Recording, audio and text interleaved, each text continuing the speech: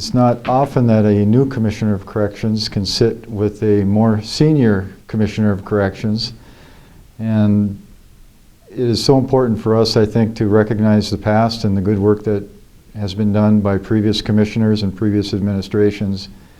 Let me say, first of all, it's a pleasure to be here, and we've had a few meetings with folks here, and you've got a good crew here. I'm impressed.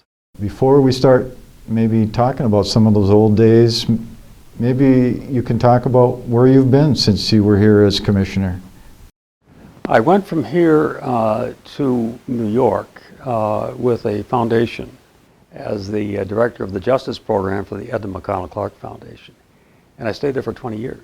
And what kind of work did you do for that? We were going after two things. One is prison conditions through litigation. And there we made a real difference in prison conditions in this country.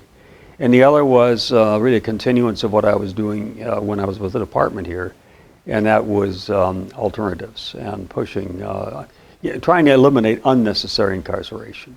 And then I left there and I came to the university. I was head of the Institute on Criminal Justice for 3 years at the law school here in Minneapolis. You have been termed the father of community corrections in Minnesota. Think back to those days when community corrections was being considered. What was the status of the state at that time, and what was the political climate? Yeah, in the environment, this was in the 1970s. Bearing in mind that it was the previous decade when the civil rights movement took place.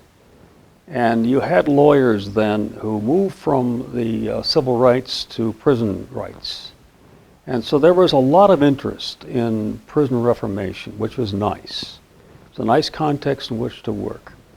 In 1972, Attica took place. And I think today, people who are new to corrections, that probably means something to them even to this day. It was such a disaster. One of the things I said to the governor when I was appointed commissioner, having had the experience, having watched the experience of Attica, if we have an incident at Stillwater, which is a troublesome prison at the time, turned out, I found after I left the state that we had one of the highest killing rates in the country per person in Stillwater. It was in bad shape. And that's not the negative part of it. But what I was getting to is that as a result of Attica, or as a result of some of the prisoners' rights interests, it was an environment where you could get some things done. And it was the Community Corrections Act was put together in that environment. And we got pretty good support from the legislature. So the goal ultimately, of course, was to have every county in it. I think the majority of people are in that now. That is where the population centers are. But the idea was that we wanted to have most of the offenders treated where they live and would be going back to, and then provide the resources that could take place there. The other legacy of mine is Oak Park Heights. And that was built, we got the funding for that, with the realization that we had inmates who didn't want to meet in the street.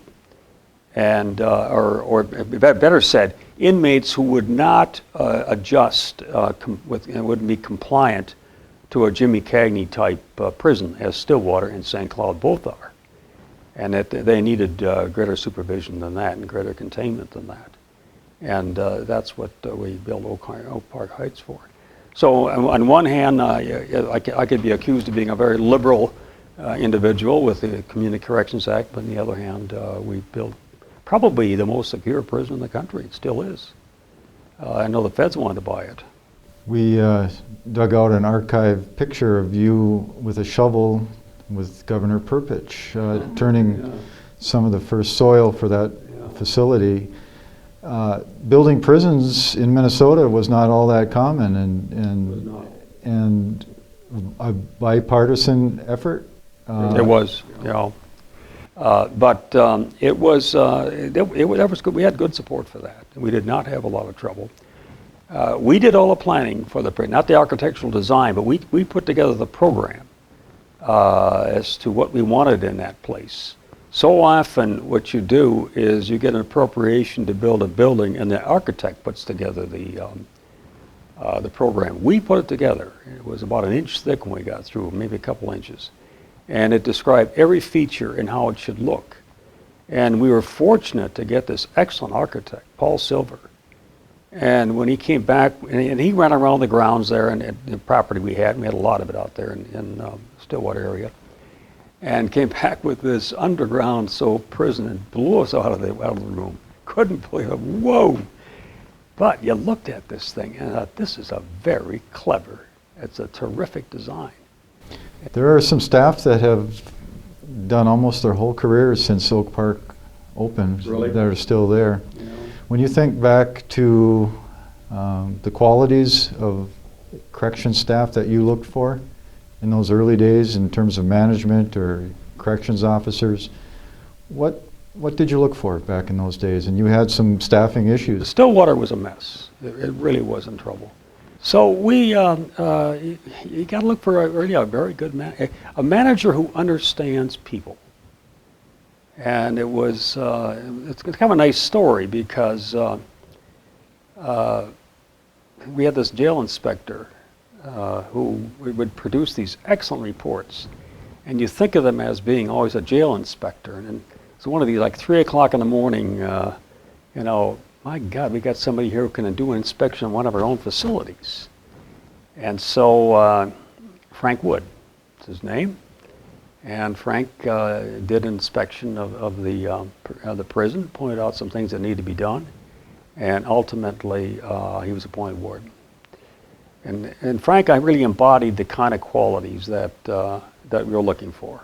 He had good experience. He was a taskmaster. Detail was very important to him. You know, the old adage, take care of the details and the big things take care of themselves. And he treated people with respect, both inmates and staff.